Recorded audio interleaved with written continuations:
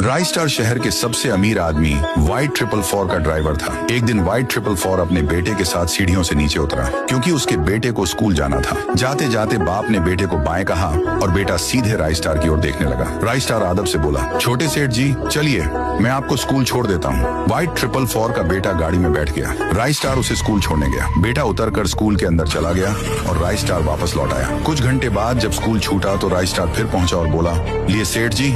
लेकिन वाइट 444 का बेटा भाव तक नहीं देता, गाड़ी में बैठ जाता है। राइस्टार उसे लेकर बंगले तक आता है और कहता है, उतर जाइए। बेटा उतरकर अंदर भाग जाता है और राइस्टार अपना दिन का काम खत्म कर घर लौटने निकल पड़ता है। घर पहुंचकर राइस्टार ने देखा कि उसका बेटा किसी लड़की के साथ दिल बहला रहा था। अचानक उसे देखकर दोनों रुक गए।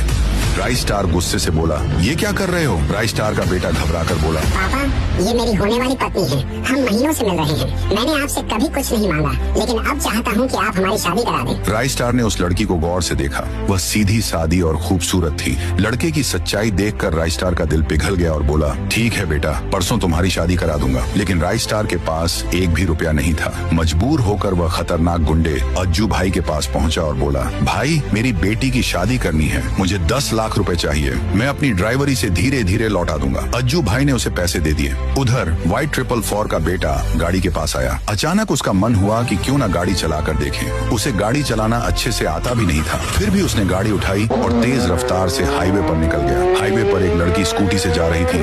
वाइट 444 के बेटे ने तेज रफ्तार में उसे टक्कर मार दी। स्कूटी चकनाचूर हो गई और लड़की वहीं पर मर गई।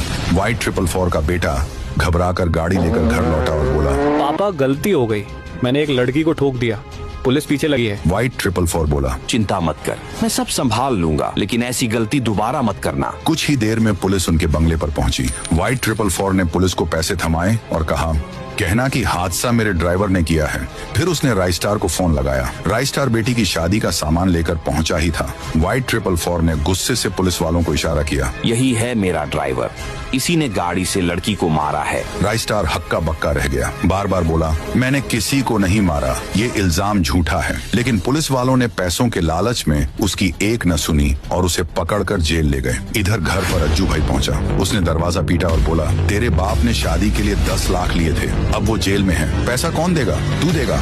राइस्टार का बेटा तिलमिला उठता है और कहता, मेरे पापा को झूठा इल्जाम लगाकर जेल भिजवाया गया है, उन्होंने किसी को नहीं मारा। अब अज्जू भाई का कर्ज चुकाना और बाप को जेल से छुड़ाना, ये दोनों जिम्मेदारी राइस्टार के बेटे के कंधों पर आ गई।